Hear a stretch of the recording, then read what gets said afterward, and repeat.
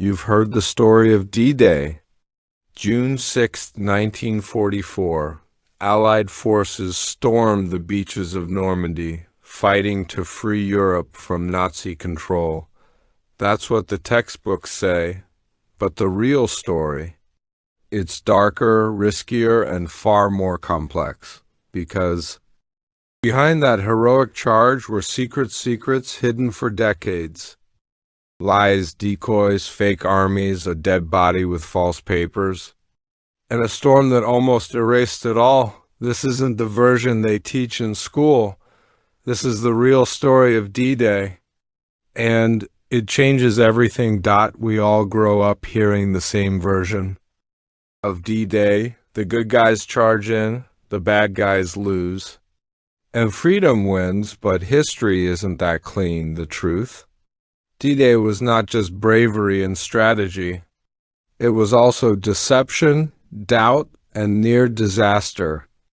Soldiers didn't just fight bullets, they fought chaos, misinformation, and the weight of the unknown. What if the invasion had failed? What if Hitler had known exactly where the Allies would land? This is where the real story begins. Imagine this, the most powerful invasion force in history, and the enemy thinks it's fake. That's what happened. Because months before D-Day, the Allies ran a massive deception plan called Operation Fortitude. They created an entirely fake army complete, with inflatable tanks, wooden airplanes, and even fake radio chatter. They placed it in southeast England to make it look like the invasion would hit Calais, not Normandy. To sell the lie, they put General Patton, their most feared commander, in charge of this ghost army.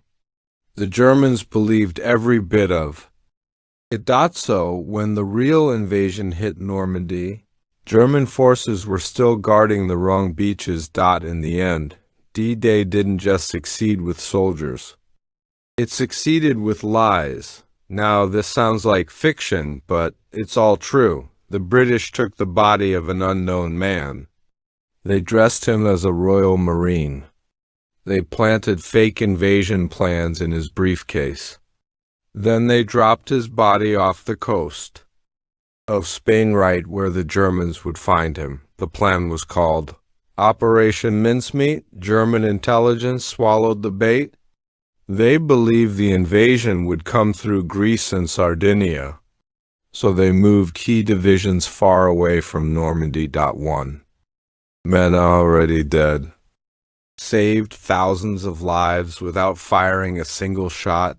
D-Day was supposed to happen on June 5th, but the weather turned violent. High winds, rough seas, zero visibility. The invasion seemed impossible. But one man, a Scottish meteorologist named James Stagg, convinced Eisenhower to delay by one day. He predicted a short window of calmer weather. It was a gamble. Eisenhower said 3 words, "Okay, let's go."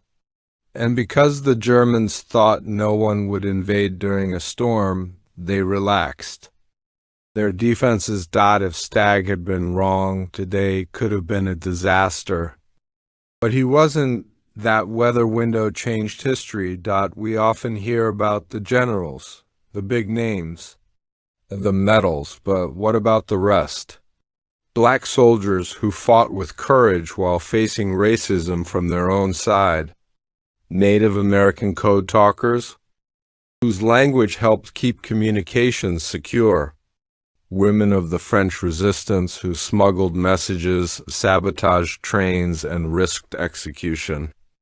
And the codebreakers, mostly women who cracked German secrets in silence. They weren't on magazine covers, but they were there. And without them, that might have failed. History tends to remember the loudest voices, but sometimes the quietest ones matter most. Not all the losses on D-Day came from enemy fire. In the dark early hours, paratroopers jumped too early and landed miles off course. Some drowned in flooded fields before they even fired a shot. Allied ships misfired and hit friendly targets. Planes crashed in the fog. Communications broke down. War is chaos. And D-Day was no exception. We remember it as a perfect victory. But in truth, it was messy, heartbreaking, and full of human error. That doesn't take away from the heroism. It makes it real. Believe it or not, Hitler slept through the first hours of the invasion. His staff didn't dare wake him. And because he held tight control over the German reserves, no one could act without his direct order. By the time he woke up, it was too late. Even worse for the Germans. They still believed Normandy was just a diversion. They were waiting for the real invasion at Calais, thanks to all those fake armies and false clues. Deception and delay gave the Allies time to secure the beaches. And Hitler's pride? It played right into their hands. D-Day wasn't the end.